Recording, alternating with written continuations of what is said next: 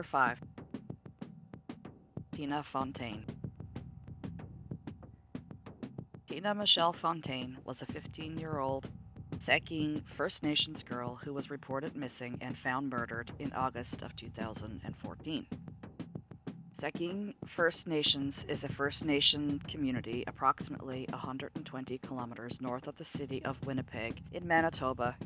Tina was removed from her parents' care several times, starting as early as age 1. Fortunately, Tina did get some stability, because when she was 5, her father placed her and her younger sibling with her great-aunt, Thelma Favel, through a private guardianship arrangement. At 12, Tina's life would again be shook up when her father was beaten to death in 2011. According to her Aunt Thelma, the violent death of her father had a major impact on Tina. Quote, "She was very hurt, very lost. That's when she drifted away." Unquote. A 2019 report from the Manitoba Advocate for Children and Youth notes that Child and Family Services, whom I will call CFS throughout this video, was clearly aware that Tina was struggling in the period between her father's death and her own.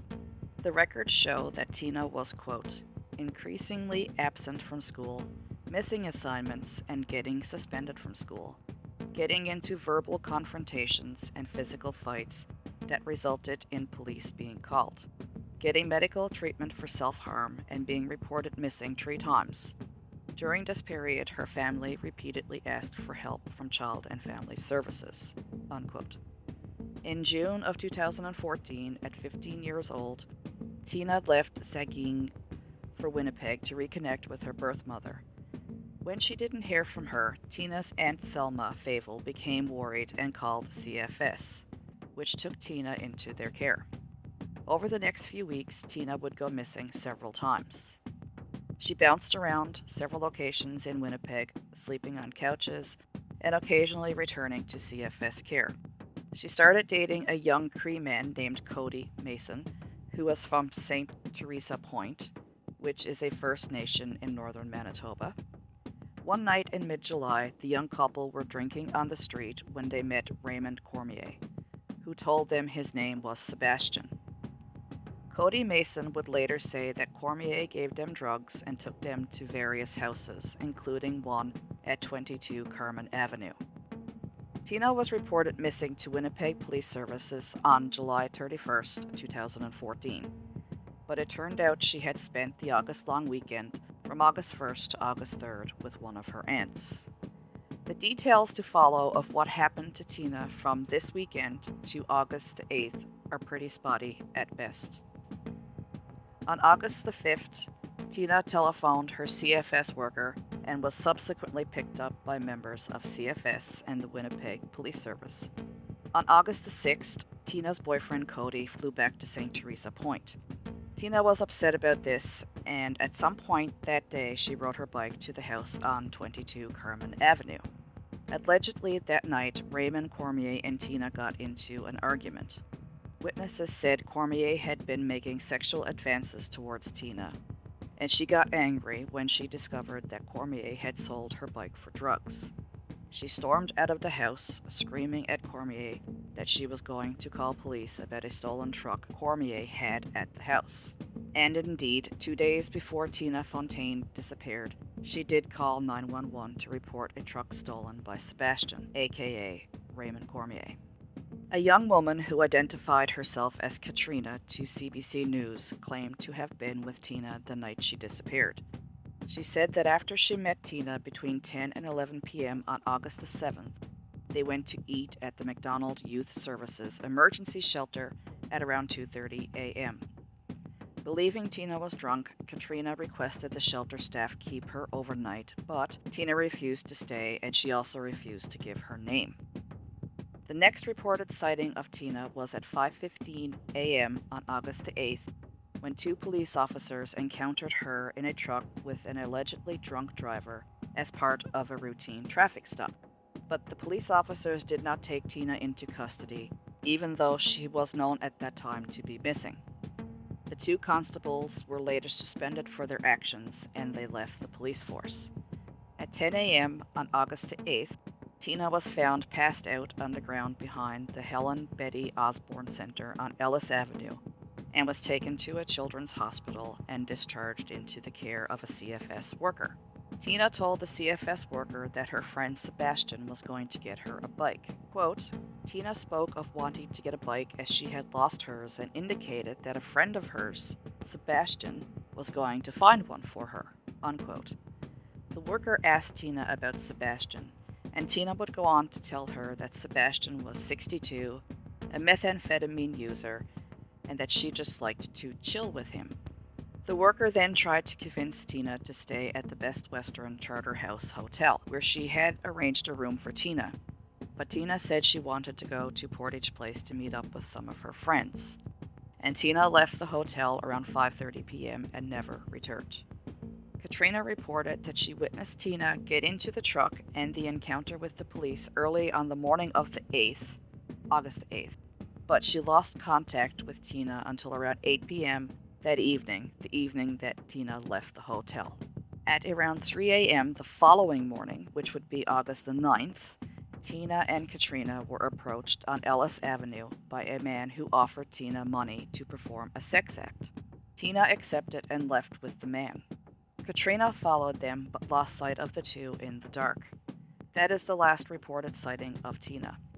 Tina would be reported missing for the last time on that day, August the 9th, 2014. At around 1:30 p.m. on August the 17th, 2014, a body was found near the Alexander docks wrapped in plastic and a duvet cover and weighed down with rocks in the Red River. The 72-pound body was identified as Tina Fontaine the following day on August the 18th. Police believe she had died on or around August the 10th. An autopsy was unable to conclusively determine Tina's cause of death. Identified early as a suspect, Raymond Cormier was arrested on October 1st, 2014. A tip led police to the house on Carmen Avenue. Cormier spent time in prison on unrelated charges and was released in June of 2015. Upon his release, the police launched an undercover operation to gather more evidence. For 6 months, the Winnipeg police bugged Cormier's apartment and had undercover officers interact with him, recording more than 10,000 intercepted conversations. More than a year after his initial arrest in October of 2014, Raymond Cormier was charged in December of 2015 in Tina's death. Police had interviewed a woman who said Cormier, known to her as Frenchie, lived in a tent in her backyard on Alexander Avenue. She and her daughter testified that he had the same duvet cover that was found with Tina's body. Another witness would also tell the court that he also saw Cormier with the duvet cover at the house on 22 Carmen Avenue. At trial, the Crown gave no physical or eyewitness evidence linking Raymond Cormier to Tina's death. As well, the river had washed away any DNA evidence that might have been left on her body or the duvet cover that Tina was wrapped in. A toxicologist said although she had marijuana and alcohol in her system, it was unlikely that they caused her death. The Crown's case relied on the secretly recorded statements made by Cormier, along with testimony from witnesses who said they saw Cormier and Tina together in the days before she disappeared. At the time of the trial, Tina's cause of death remained undetermined, and Cormier's lawyers argued that without a determination on the cause of death, it could not be known for certain that Tina died as a result of an unlawful act, and Cormier should be acquitted on that alone. And indeed, Raymond Cormier was found not guilty by a jury on February 22, 2018. Tina's death rallied activists to push the Government of Canada harder to conduct a national inquiry into the issue of missing and murdered Indigenous girls and women, which has been a long-standing issue in Canada. And in 2015, the Government of Canada finally committed to creating an independent national inquiry. Raymond Cormier says he did not kill or sexually exploit Tina Fontaine. Number 4. Ramona Wilson. On June 11, 1994, 16-year-old Ramona Wilson left her home in Smithers, British Columbia, to hitchhike to Hazelton, BC, where she was going to attend local graduation parties and stay with her friends. Ramona never came home again, and her remains were found almost a year later. Ramona was part of the Gitxsan nations and the youngest of 6 children in her family. Ramona was described as a poet with a big collection of poetry. She had a bubbly personality, she was known as a jokester, and was well liked. Her mother, Matilda Wilson, called her Sweetheart Baby, even though Ramona was born a day after Valentine's Day.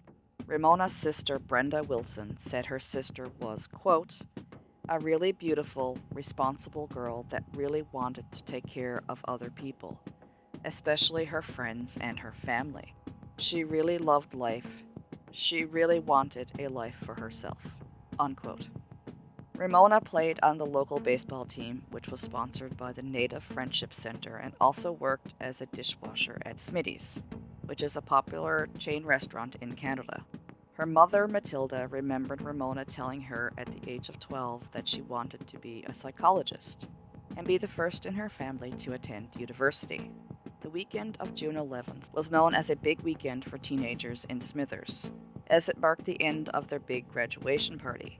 Teenagers were known to stay out all night with friends and other students for a night of celebrating and partying.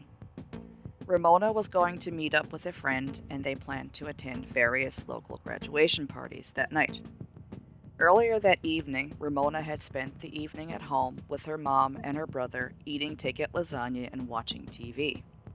Matilda remembered Ramona being in a good mood on Saturday night, singing and dancing around the house while getting ready for her night out with friends.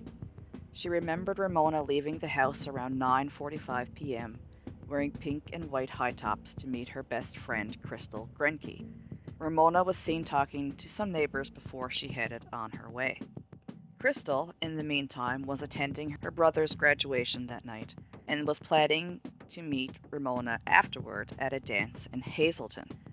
But Ramona never showed up to the dance. Crystal figured then that Ramona had changed her plans and she'd been unable to let her know. You have to remember that teenagers with cell phones was not a thing back in 1994. She thought maybe Ramona had gone to another dance or stopped to see her boyfriend in Morristown, which is a village halfway between Smithers and Hazelton.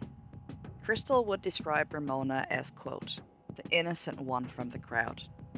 Not to say that she didn't drink. She would drink at parties, but certainly not the wild one. Nope, unquote. Crystal remembers her friend as strong-minded, quiet most of the time, but unafraid of speaking up when she thought someone was being wronged, and that Ramona was completely committed to becoming a psychologist. On Sunday morning, Ramona's boyfriend called her house looking for her. Matilda told him that she was with Crystal, so then her boyfriend decided to call Crystal, and once they realized that Ramona was not home or with Crystal, Crystal decided to call Smitty's to see if Ramona was in for work that day, but it turned out that Ramona was not scheduled to work until the next day, which was the Monday. So when Monday rolled around, Ramona did not show up for school or work. Matilda went to the RCMP that Monday to report her daughter missing, but was told to give it some time and that her daughter was probably unhappy at home, had run off, and would reappear. Ramona's family didn't wait. They knew something was wrong and started their own search for her, calling friends and family and driving around town. An official police search began on June 13th. The Missing Children's Society of Canada assisted with searches and contributed money towards a reward for bringing Ramona home. The RCMP, or Royal Canadian Mounted Police, said they followed up on several leads, including rumors of Ramona attending a party at the rugby fields, a run-in with a group of local men in a truck, and visits to unknown apartment complexes on the night of her death. But no arrests were ever made. Since Ramona's death, an RCMP task force called EPANA was created to investigate the series of murders along this highway, which is known as the Highway of Tears. The purpose of the task force was to determine if a serial killer or killers is responsible for murdering young women traveling along major highways in BC. On April 9, 1995, two teenagers were four-wheeling in an area off Yellich Road, which is just north of the highway behind the Smithers Airport, and close to a group of old rugby fields, which was known as a popular partying place for teens. When one of their ATVs became stuck in the mud, the boys headed into a nearby wooded area to search for something to use to pry their ATV free. The boys discovered Ramona Wilson's body in the area, approximately 10 months after her disappearance. Beside Ramona's body, in a small organized pile just a few feet away, were yellow rope and 3 interlocking nylon ties and a small pink brass knuckles type water pistol. Ramona's clothing, her leggings, and a purple sweatshirt were found nearby as well, but her shoes have never been found. Evidence was hard to gather in this case, since Ramona's body had been lying in that spot for 10 months. Any forensic evidence was destroyed. With no witnesses coming forward and tips not panning out, the trail of Ramona's killer went cold.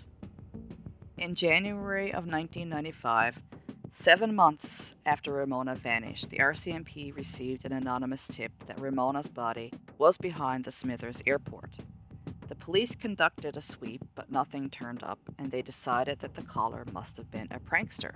But then the discovery of Ramona's body in April in another area behind the airport proved that the tipster was right, but unfortunately there was no way of tracing this call.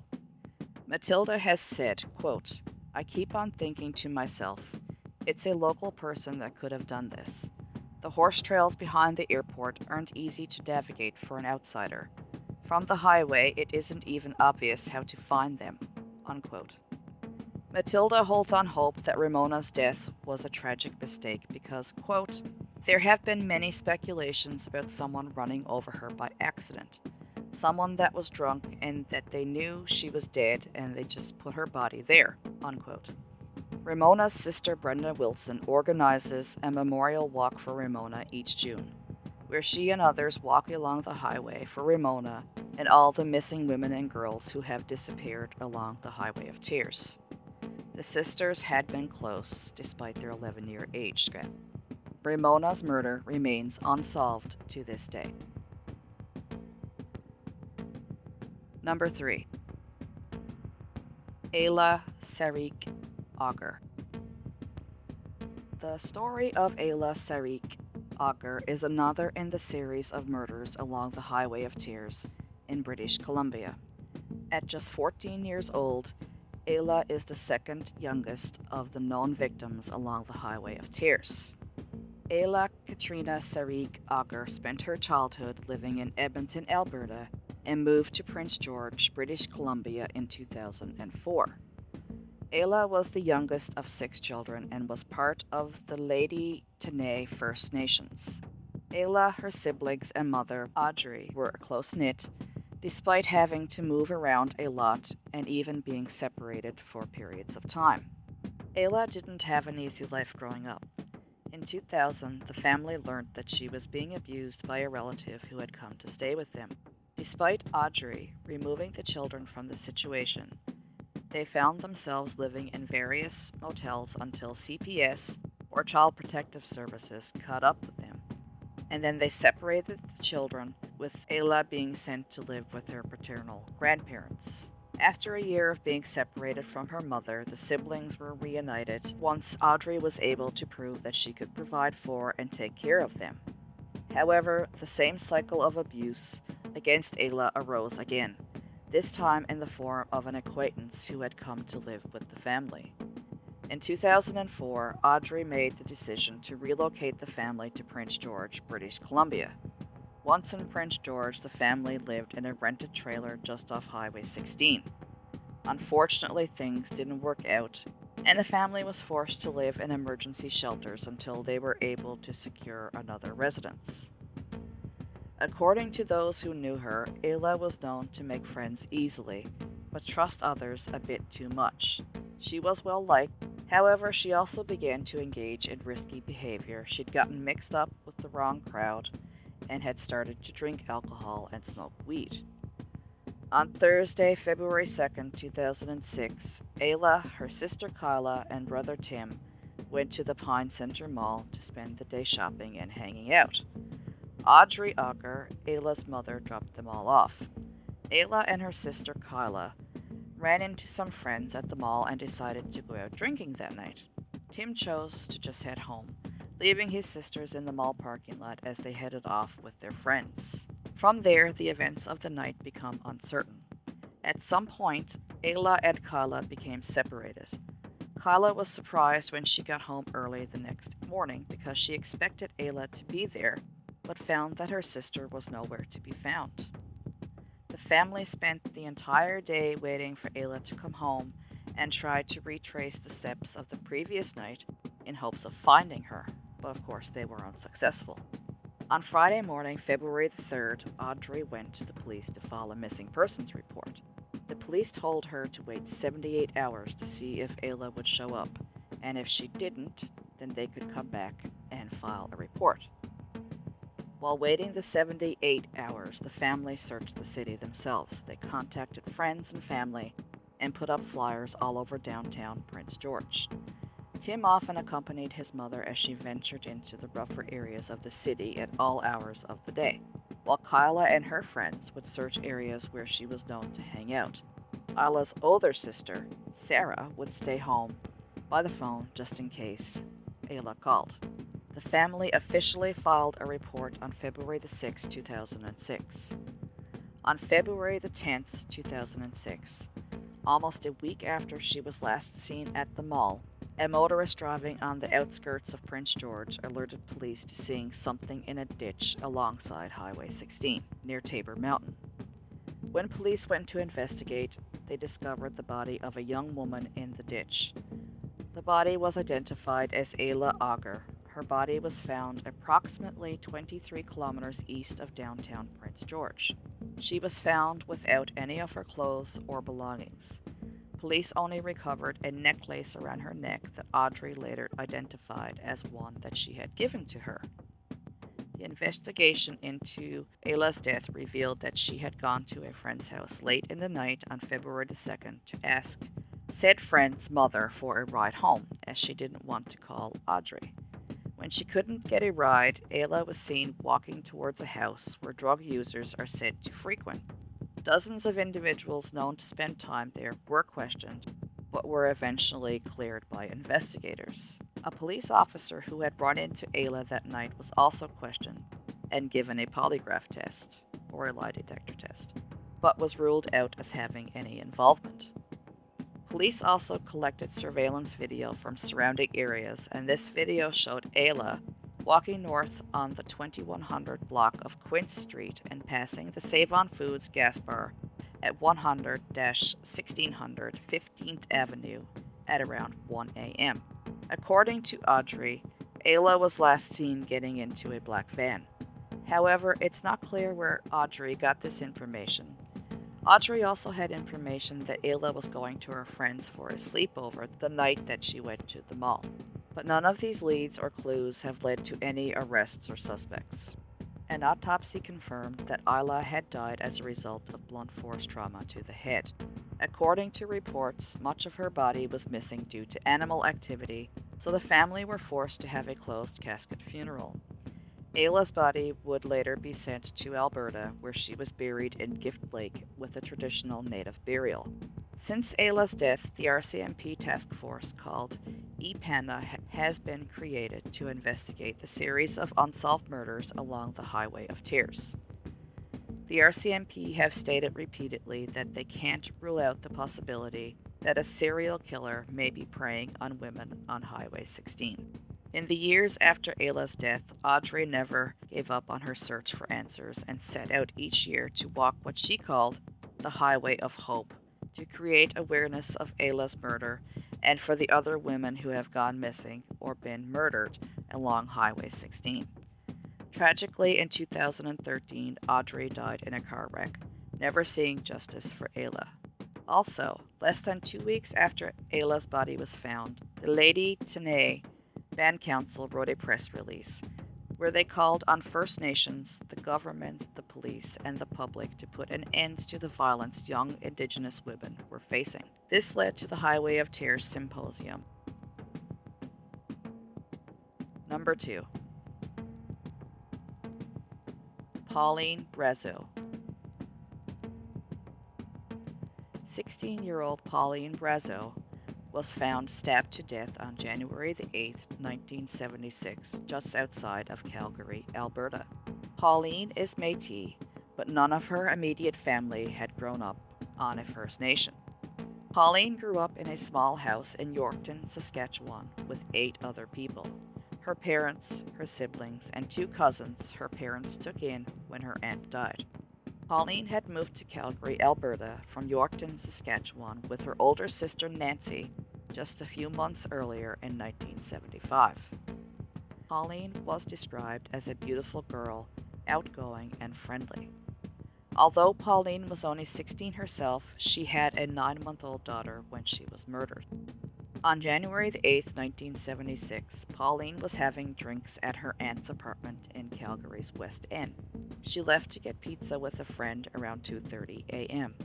After finishing up, they took off, but Pauline couldn't find her gloves, so she decided to retrace her steps back to the pizza shop. But she couldn't find her gloves still, so she left again. Pauline was never seen alive again. At approximately 8:30 a.m., Pauline was found partially clothed and stabbed to death on the Jumping Pound Forestry Road, located approximately 22 miles southwest of Cochrane, Alberta, which is just outside of Calgary. Pauline died as a result of stab wounds. In the 45 years since Pauline was found stabbed to death, there have been no arrests or charges laid in her death, and Pauline's murder is a cold case with the Alberta RCMP. Pauline's murder is included in a series called The Highway Murders, and authorities believe her murder is linked to those of other women who were raped and left in remote areas along the Trans-Canada Highway. Number 1. Fonessa Bruyere. Fonessa Bruyere was a 17-year-old girl from Manitoba's Saugeen First Nation who was found dead in a field on the outskirts of Winnipeg on August 30th, 2007. Fonessa Bruyere has another sad story of being in foster care most of her life. Reportedly, Fonessa had been in the care of Child and Family Services and had been in and out of foster care since she was at least 4 years old. Less than 3 months before she was killed, she was returned to the home of a family member, despite a report in the CFS files indicating that she could be exposed to drugs and the sex trade. Her grandmother, Janet Bruyere, told CBC News in October of 2018 that Fonessa had been kicked out of her group home a month before her death. Despite these challenges, Fonessa is described as loving to laugh. She loved to run errands with her grandmother and spend time with her family. Fonessa's family reports that she was acting strange in the days before she vanished. Fonessa visited her grandmother, Janet, and reportedly she was acting different and was hugging and kissing everybody, something that she didn't normally do, because usually she would just say "take care" to her grandmother. Janet asked Fonessa about the way she was acting, but she never did get an answer. Janet also remembers another time when she visited Fonessa and her mother in Winnipeg. Quote, "What would you do if I died?" unquote, Fonessa asked that night. When asked why she would ask that, Fonessa just kept quiet, and it wasn't too long after this that she would go missing. Fonessa was last seen on the morning of August 9th, 2007, getting into a green 2-door truck with tinted windows in the vicinity of Robin's Donuts near Aiken Street and Selkirk Avenue in Winnipeg, where she worked in the sex trade. She was with her sister Tracy, and reportedly a truck circled them several times before picking Fonessa up. Tracy provided a description of the man Fonessa was last seen with: a white man with short hair, a mustache, and a big nose. As soon as Fonessa's family realized she was missing, they looked for her on their own for about a week before they went to the police. According to Fonessa's grandmother, Janet, when she went to the police, quote, "I tried to ask them for an incident number to give me, and they didn't give me nothing," unquote. Instead, police said, quote, "Oh, she's just a prostitute.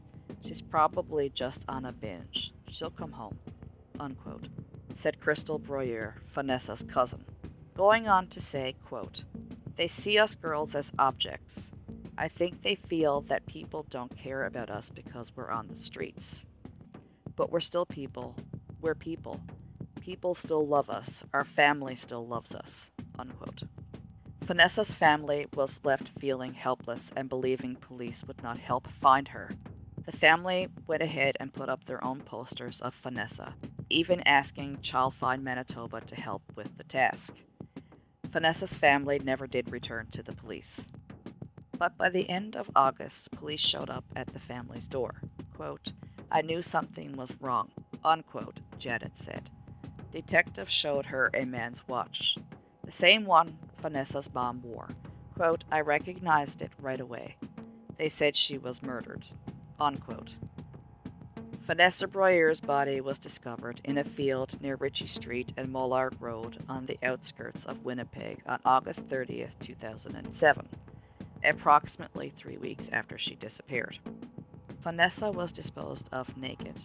The family has stated that she was raped, stabbed, transported, and dumped, confirmed, they say, by the absence of blood at the site.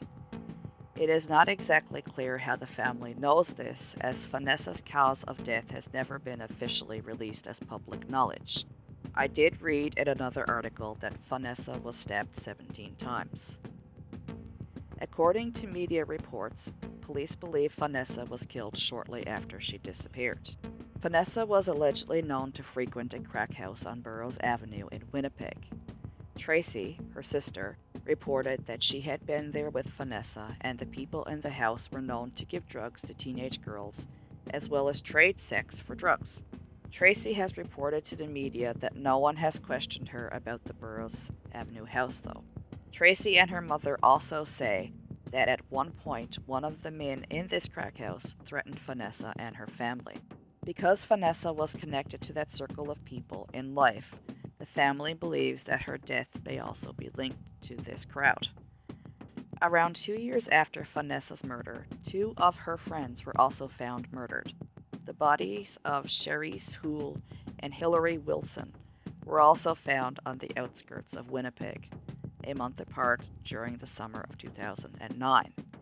These girls were also in the care of CFS, and both previously had given statements to police about the Burroughs Avenue crack house. No one has ever been charged, no suspects named, even though DNA was reportedly found under Fonessa's fingernails. And Fonessa's murder remains unsolved to this day.